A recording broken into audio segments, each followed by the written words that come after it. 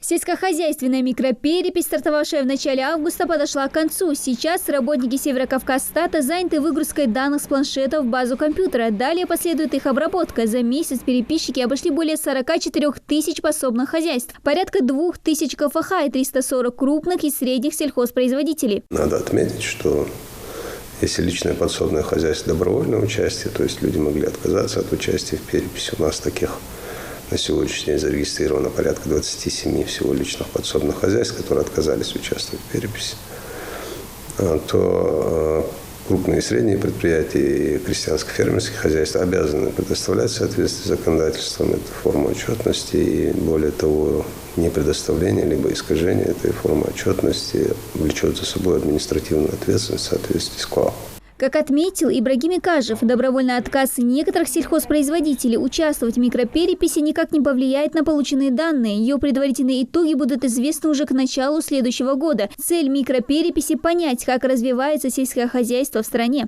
Чтобы муниципалитеты знали, какие направления у них страдают, где необходимо вложение средств и как были использованы те средства, которые вкладывались государством в развитие агропромышленного комплекса. Вот для этого анализа, в принципе, и проводится микросельхозперепись для получения этих результатов.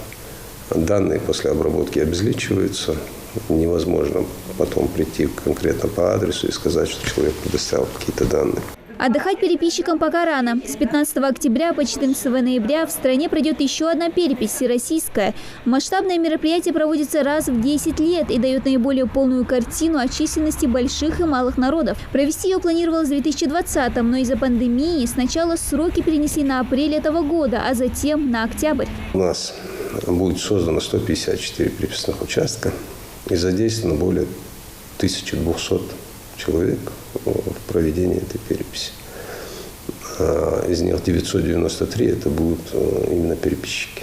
Первые 3 дня переписи уйдут на обучение персонала. Набирают переписчиков через центры занятости, учебные заведения и другие организации. Активное участие в переписи будут принимать и студенты Ингушского госуниверситета. Мы планируем привлечь чуть более 100 человек студентов.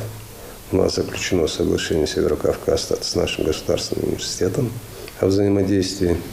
Эти студенты будут привлекаться к работе по гражданско-правовому договору. Их работа будет оплачиваться. Более того, этот период работы их переписным персоналом будет засчитан им в практику. Это не только первая цифровая перепись, но и последняя бумажная. Традиционный обход, как и прежде, остается. Только проводить перепись населения будут с помощью планшетов. Их в регион доставили в количестве 1200 штук. Информация с них будет поступать в режиме реального времени. Также можно будет наблюдать передвижение переписчика. Вся адресная база планшеты уже загружена.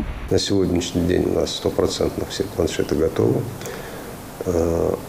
Разбиты уже по районированию, то есть мы точно знаем, в какой район муниципального образования, сколько планшетных компьютеров необходимо поставить.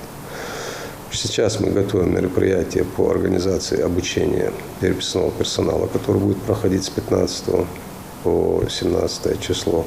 Если планшеты по какой-то причине будут неисправны, у переписчиков будут с собой бланки с нужными вопросами. Всего их 33. Большинство касается социально-демографических характеристик – возраст, гражданство, место рождения, уровень дохода и так далее. Заполнить анкету можно и на сайте госуслуг. Также в регионе откроют специальные стационарные участки. Всего их будет 154, и на каждом будут соблюдены все меры защиты граждан от ковида. Дана Плиева, Магомед Белакиев, Новости 24.